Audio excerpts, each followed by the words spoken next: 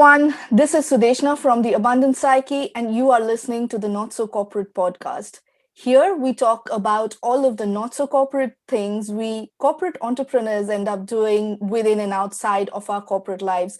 And today's episode is really, really special because I have with me one of my best friends, Sarah Agbantou. We met in Strategy and in PwC, and the moment I met Sarah, we hit off. And she remains a good friend, and she is the true corporate entrepreneur, if you will.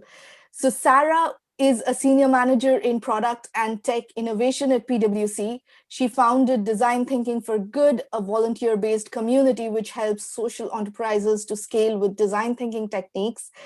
Prior to joining PwC this time around, she was the head of expansion at City Pantry, a food tech startup that was bought by Just Eat, and a consultant for the private equity firm called AG Capital in London. She has recently launched 54 Sud, which focuses on helping aspiring entrepreneurs build sustainable ventures in Francophone Africa with practical masterclasses. I'm so excited to have you, Sarah. Welcome.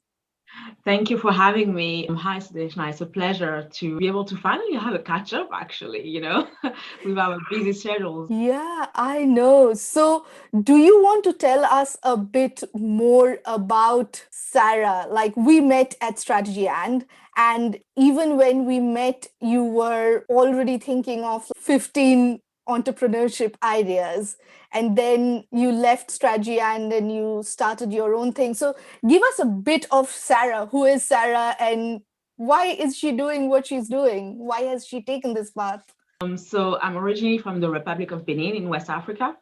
And this is where I grew up. Grew up in an ecosystem, an environment which is very different to the UK. So I came here for a higher education, and since then never left. During my first work experience, which was PwC, I realized that we were able to have access to resources and the ability to do things at a much faster pace than perhaps the environment I grew up in. So it really made me aware of that imbalance in terms of resources and ambitions as well, and objectives. And what I really wanted to do was to be able to leverage all of the learnings, the skills here, and somehow put it at the service of developing the Republic of Benin or the African continent, which is a passion of mine. So always kept that in mind. And I think London is such a buzzing hub when it comes to, thinking about how to improve our society or what some of the delivery models that we already have, just like thinking about bringing skills together and reimagining the possible. So you were doing this thing in PwC, which was actually strategy and in PwC. That's quite a prestigious career. You went to university here, one of the top universities here. So why did you then leave PwC and want to do your own thing? Because people would have thought you have it sorted. Yes, actually, I think my father didn't speak to me for 6 to 8 months when I decided to take a sabbatical for these exact reasons. Why after attending one of the top university in the UK and then already having potentially your career path already written for you, why would you decide to leave it all and pursue an entrepreneurial adventure? And this is back to problem solving, different type of people in the world. And I'm one of those who is really interested in solving problems that I see when there haven't been a solution which has been identified. The other thing is that I think you can tell I'm a woman and I'm also Black.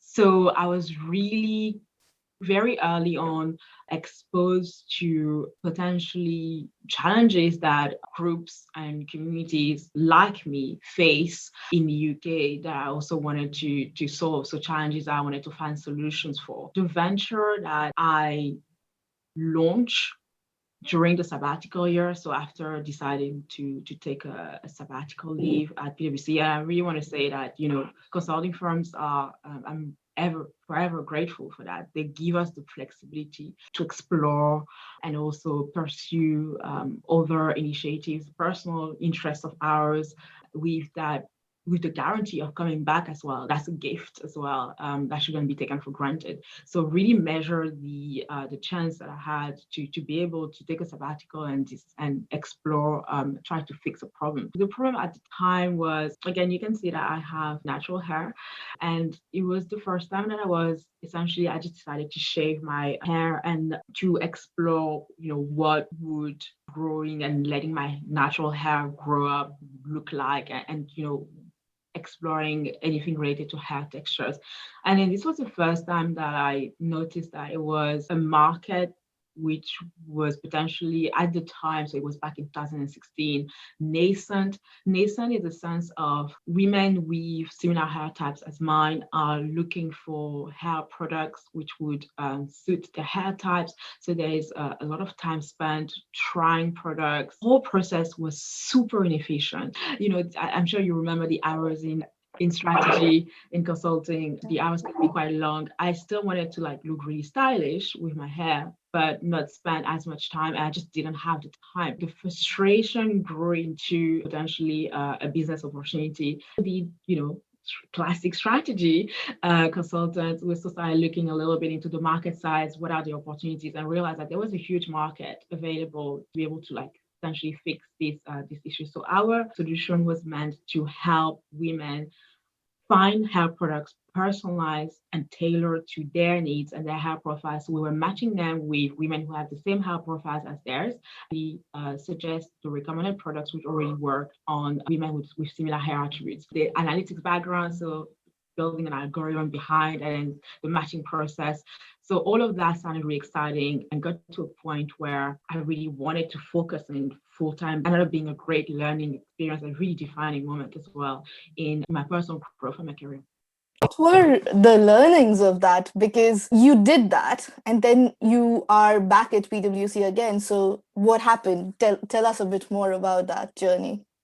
Wow, so many things happened and great things. I wanted to launch and build this venture in Africa without the resources would have had access to in the UK. So really decided to make the job even harder for myself. The reason why I did this was really I wanted to understand what it's like to be an African, what it's like to be an entrepreneur in Africa without the resources that entrepreneurs in ecosystems which are much more mature, much more advanced would have access to. And I think that was the biggest learning, because if you manage to nail launching an MVP or getting traction in Francophone Africa, for example, or in West Africa, then you can almost pretty much go into any market, because you would have gone through all of the different obstacles and barriers an entrepreneur would face, but in an ecosystem which is so far less advanced than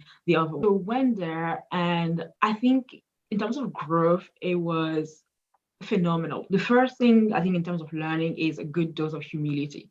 Made me realize that some of the resources that I may have had access to with a big brand in the UK might have been taken for granted. I also learned about the power of a brand. So much easier to knock at doors, when you have a powerful brand, you want to sign new deals. But when suddenly it's just you and your idea, and in thinking about how do you pitch, what are the benefits, what's the potential, so much more difficult. And also it makes you test your limits in terms of, do I really want this, or do I really want to solve this problem for the end users? How far am I ready to go to be able to have these doors open? The other learning was around network. So when you have no funds, your network is your best asset. I remember having friends, ex-colleagues, it was just really beautiful stories, all putting in hours on top of their day job because they believed into the problem that I was trying to solve and the impact that it could have. And the help came from different continents, different geographies, different lives and experiences. And I think, yes, the power of the network. For any individuals currently in a corporate organization, I think, the one thing that you want to protect and nurture is your network, because when you decide to launch a venture, they are going to be your best asset at the time, to open doors, to help you, to sponsor you as well, to push the idea, the solution. So that was these were potentially like the three key learnings. Brilliant. So humility, which is great. Like, that doesn't come very naturally at times, especially to young strategy consultants who are already at the top of their game. The second one you said was the power of the brand, which is phenomenal, right? Like, I suppose the brand capital you have in your personal brand as well, the earlier you start to think about that, the better it is. And then the third one you said is about network. My God, network. I mean, you know me, I can go on about network for ages and ages. So you left PwC and went into this world with your own brand capital. What skills, other than the strategy consulting skills, did you take from PwC or your corporate life into the entrepreneurial venture? Hmm. The number one skill is the ability to solve problems, having a problem solver mindset. I never really evaluated how much of a skill that is. It's only when you are in these situations, or there are certain roles where it's really enhanced and it really comes to life, and entrepreneurship is one of those.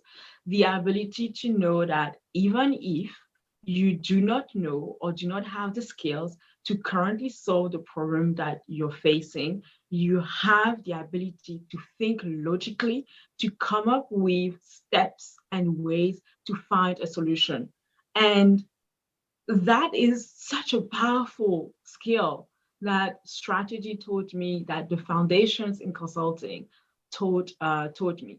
And it meant that although I did not know anything about the hair industry or the cosmetic industry, I was able to find a way to gather the right resources, put in place a good roadmap, and also be able to find solutions, to know that I would be obsessed about finding a way to solve the problems of our target customers. Knowing that I did not know anything about web development, for example, but I had coding experience in statistics, but I was going to be able to know this is what we need.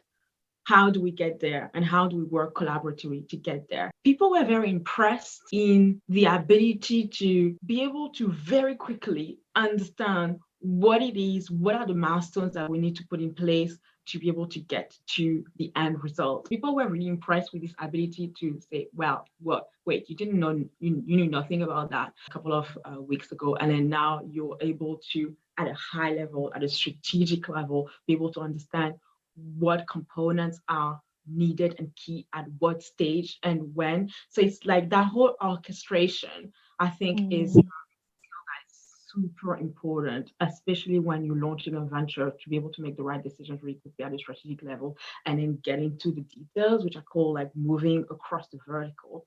And then the other thing was that I was working, like I was saying, in an ecosystem which was so nascent, where I had to face other issues like electricity is is going on and off. Internet is so pricey, and very different styles and culturally different ways of working, of operating, of approaching businesses as well. And then you add on top of that layers around gender difference. It was really this ability to be a problem solver and to break down a problem to find a solution, which helped me to design what the next steps would be. That's amazing. Yes, I do think that problem solving is probably quite an underrated skill, having worked across both consulting and industry and also now entrepreneurship. I see all sorts of people who are, I wouldn't say that they can't be good problem solvers, but I think strategy consulting does give you that base of being really good at it very, very quickly. So completely agree with you on that. But Yes, I think what strategy gives you is approaching problems and is finding solutions in a structured way to problems. So it's that structure that I think strategy provides. It's that structure to problem solving, which is great. Knowing that whatever the problem is, you will be able to apply a certain structure to finding a solution. yeah, the solutions out there, you just need to figure out how you want to break down that problem. That's Excellent. But on to more interesting things. What did you not miss from your corporate life at all during your entrepreneurial venture? I would say the level of approvals required to push something to market. This is the flip coin of the power of a brand. The more powerful your brand is, the more you want to protect its reputation.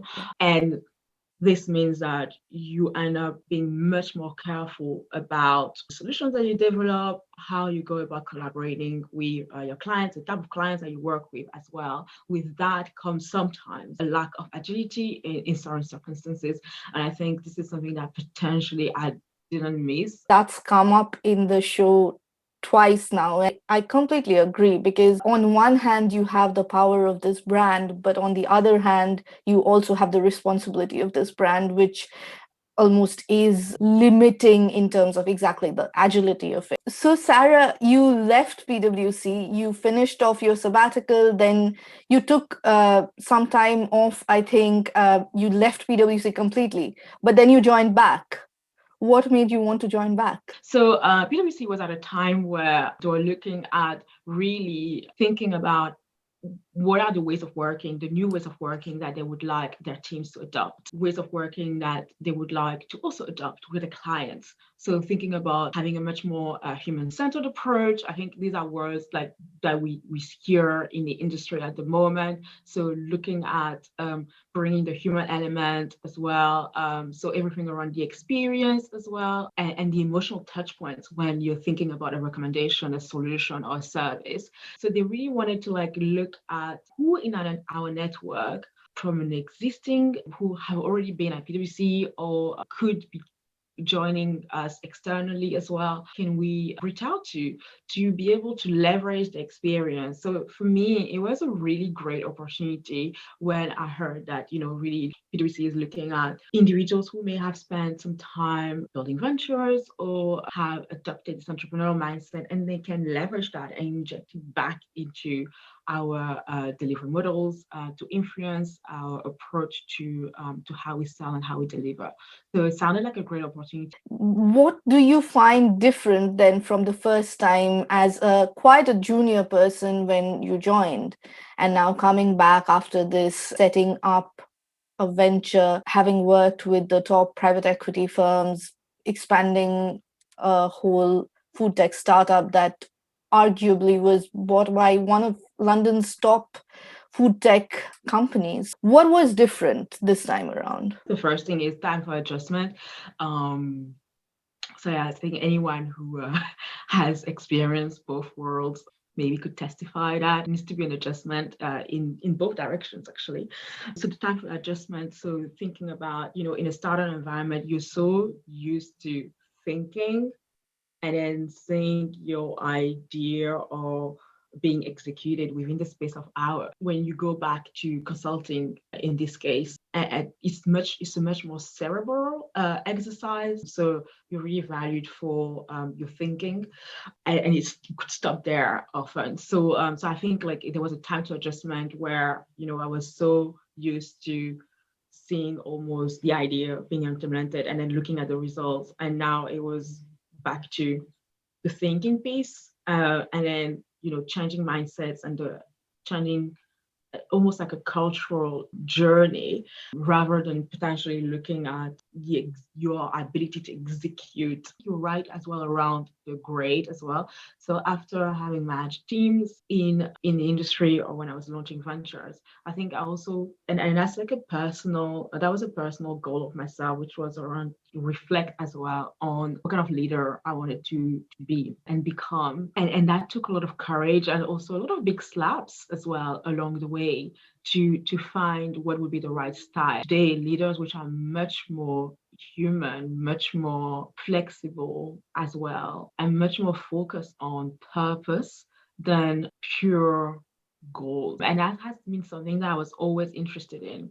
And so the focus on, and especially the experience in Francophone Africa really shaped me, because suddenly I realized there's such a big gap in terms of opportunities and access to resources to grow for depending on which ecosystem you're in, that I really wanted to make sure that part of my time was spent as well redistributing resources and making sure that there was a fair access to resources to be able to grow ventures that wanted to work on initiatives with social impact. And this led to design thinking for good. So I ended up doing some intrapreneurship essentially. So design thinking for good is a volunteering based community at PwC, which I founded with Mahno, an awesome team member. And the idea is to help social enterprise within the UK leverage design thinking techniques, but also bring the best that the PwC firm has to offer in terms of subject matter expertise to help them scale or build sustainable ventures. So it's completely pro bono, and we've been helping over the past years British social enterprises in various sectors, including health, education, and then looking at what are some of the challenges that they face. Is design thinking a methodology that could help, accelerate solving that problem? And we provide masterclasses, deep dive design thinking workshops, and then we also follow them in the implementation. So it really helped me to focus on something that would have a positive impact on society, which is something that I was really interested in. But it was really back to how can we leverage the resources that we have access to naturally at PwC in such a big organization, and maybe just, even if it's 1% of these resources made available to smaller enterprises, startups, or companies looking to solve social challenges. So again, back to purpose. It's been going really well, and it's been great again to have the firm, allow myself and Mahnar to be able to pursue that on top of our day job. So back to that level of flexibility. Yeah, so entrepreneurs within the corporate setup. And yeah, like I have to agree that PwC is really, really great at doing some of that. And you are so right that 0.01% of what we have, like even if it's just an hour with a PwC strategy consultant. I remember during my days, I used to do some pro bono consulting for social entrepreneurs through the PwC network. And they used to really value that hour because we are giving away an hour that actually, if they had to buy our services, cost quite a lot. And them being able to sit down with us for an hour and borrow our brains to solve that problem that they have in the society, that was incredible. And I'm so proud of you that you've gone ahead and taken like fundamentally different steps to be that corporate entrepreneur. So Sarah, tell us also about your new venture that you've started, 54 Sud. How are you managing time with PwC? What is it about? Yes, don't sleep much. So it's back to that experience with the first venture and having seen the difference in the different ecosystems and access to resources. So today the latest figures, don't have them exactly in my mind, where we have more than 80% of VC funding in Africa, which goes to Anglophone Africa. So the mission is simple. Is to just change that needle a little bit. So it's back again to distribution. It's just thinking about could we change the distribution just a little bit towards a little bit more towards Francophone Africa.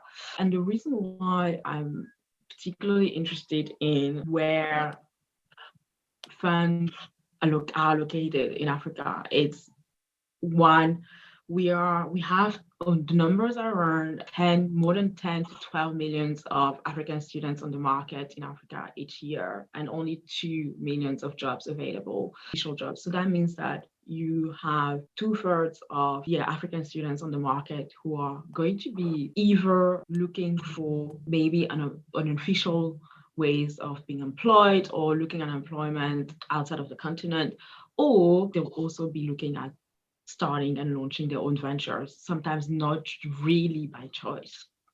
And it's how do we cater then and provide employment opportunities for these African students on the job markets, knowing that we have these demographic pressures, which are more and more apparent. It's one, thinking about helping them become successful founders so that they can then create ventures which are going to be able to hire over the overweight students coming in on the job market. And then if you want to be able to have sustainable ventures and potentially scalable ventures as well, because there's a difference between the two. And I prefer the word sustainable for Africa than scalable, because of the behaviors that it can drive. Even if you just focus on sustainable and with a high growth potential, that means that at some point you will need funding, you will need some source of income. But if currently most of the funding is allocated to Anglophone Africa, that means that the rate at which we can see these sustainable ventures in Francophone Africa appear year on year is going to be slower than in Anglophone Africa. So that's the mission. I want some of the issues and the challenges I face and that other entrepreneurs are still facing. And I had access to a network outside of the Republic of Benin. So I was very lucky. But you still have the majority of the entrepreneurs who only have access to the networks and the resources that they have in that country. I want to be able to help at one level with what I can do, with hopefully increasing the employment opportunities and increasing the number of sustainable ventures which can be created in that environment, that ecosystem and location. That's amazing. I love how you put that together into there are people looking for jobs and you want to tap into the entrepreneurial market and grow it so that you are addressing the other challenge. But also, it almost becomes this virtuous cycle which sustains each other. But I noticed that you mentioned that sustainable and scalable are not necessarily the same. Tell me a bit more about that.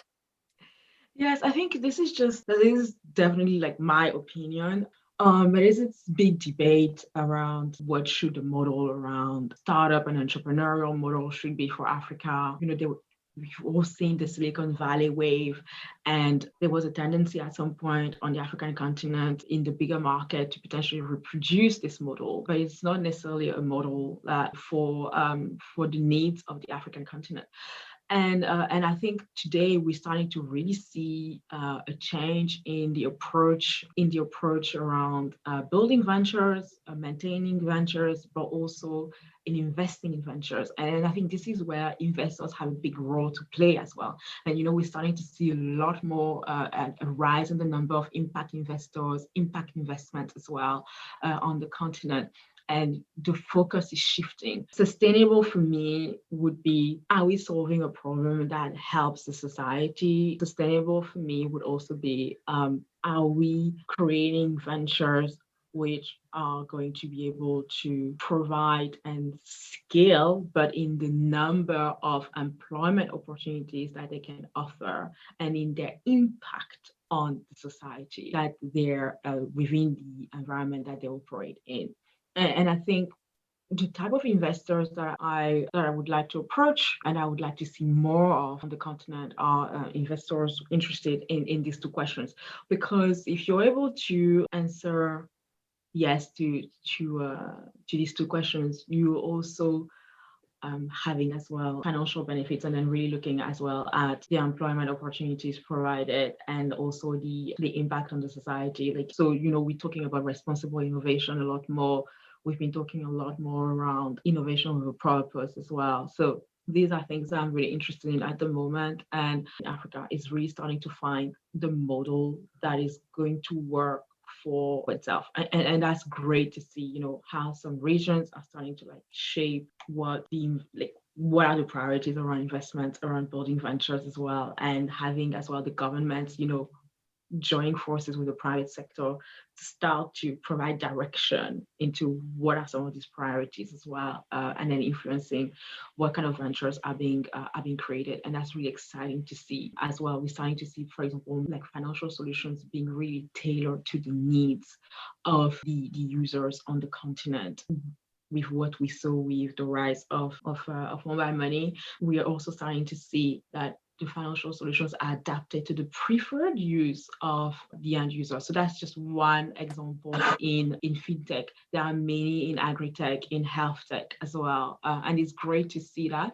The one area that I think is still where there's still a lot of a significant amount of work to be done is education. And that's what 54 Suit is about. It's how do we really bridge the gap between the existing educational curriculums, where you really produce talented, technically individuals, but the needs on the market today from the employers, where they really want much more entrepreneurial mindset, a can-do attitude, and yeah, really have transferable skills as well. And in Francophone Africa, the educational system is very geared towards producing great talents with within an area of expertise. So it's leveraging that lens, but also starting to put more emphasis on the soft skills, more emphasis on the transferable skills, so that you create and you broaden the level of horizons and the number of opportunities of the students when they come on the market and they are looking for a job and they realize that, hang on, I'm specialized in this area and that's what my degree tells me, but actually I also have XYZ skills that I can apply in another area, because that's what the employers are looking for today. That is spot on. I mean, I can't even begin to just say that the overemphasis on technical skills. Look, it's great. We all love that. But after a point in your career, after a point in your entrepreneurship journey, that almost becomes the given. That's the bare minimum. You have to have that. What sets you apart are all of these other soft skills that you mentioned. And I'm like, that's amazing that you are bringing that back to Afrophone Africa. So coming back to that purpose driven leadership and purpose driven entrepreneurship, because that's what you are doing even with 54 So right now, what would your last thoughts be to people who are really wanting to lean into their purpose and their purpose driven leadership or entrepreneurship? What advice would you give to them? Two questions that I would advise anyone to think about answering, and that probably would give them a bit of a direction into what to do next. First one is, what problem are you trying to solve? Because entrepreneurship is always back to a problem that you're trying to solve and you want to find a solution to it. Because when you hold on to that in the difficult times, because there will be difficult times, you will remember, why am I doing this in the first place? So it's really back to, what problem are you trying to solve? Because there will be millions of versions of the solution. There will be thousands of ways to solve it. There will be hundreds of thousands of plans as well, which are going to change, of roadmaps, and then people coming and going. So what problem are you trying to solve? Just be clear on that. That's quite important, because this will define whether you want to start or not. And then, so that's the first thing. The second question is, where are you at in your life before thinking about pursuing entrepreneurship? And the reason why I'm saying that is because you will need to commit and sacrifice so much when you start your entrepreneurship journey. You just want to really understand where you're at in your life before even pursuing an entrepreneurship adventure. And some of the questions are, what are your top priorities in life right now? Are you ready to obsess about finding a solution to this problem? What is your support network like? Because entrepreneurship can be quite a lonely journey as well. What your financial planning really looks like, because when things don't really go as planned, and they won't go as planned numerous amount of times, what are some of the backup options you can consider? And you really want to take the time to think about these fundamental questions before you embark on the journey, because once you're in, it's really hard to you can pause. Definitely you can, but it's just best to think about these questions, because then you prepare yourself before embarking on it as well. And there's so I think support network, the financial planning, what problem are you trying to solve, what are you ready to forgo, or to how committed do you want to be to it as well? Yes, because people also have different styles in entrepreneurship. It could be a side hustle, it could be the next $1 billion idea for you that you really want to pursue. So again, it's what's your level of ambition with this idea as well? So yeah, it goes down to what's your level of ambition as well. So I think that's a key question. My God, that's amazing. I love that. Why are you trying to solve the problem? What problem are you solving? What stage of life are you at? And what level of commitment can you have to be solving the problem? What's your financial situation like? And what do you want out of this venture financially as well? I think it is probably also interesting to note that it's not only the income, but also the impact. If you are being purpose led, it's also the impact that goes hand in hand almost with the income. And sometimes actually income is a very good indicator of the impact that you are having. So, Mhm. yeah, brilliant. Any last words, Sarah? It's been a pleasure to have this catch up and to reflect who is potentially thinking, feeling stuck or not valued enough for their contribution, to just maybe, yes, hold on to what are the problems that you want to solve, because there are many around us. And if you're motivated enough then just start step by step to explore what level of contribution you want to like give, just so yes, to solving that issue. So yes, go for it. That's my last word. Oh my God, this has been such a pleasure, Sarah. It's been such an honor to know you all these years and see your journey and also have you on the show. I'm sure people would love it. And if you have any questions, comments, leave them down below. If you want to reach to Sarah, check out 54 Sud. I will leave all the links down below. If you have any other question, comments, etc., let us know, share it out with your friends. And I'll see you the next time. See you soon. Thank you very much for having me.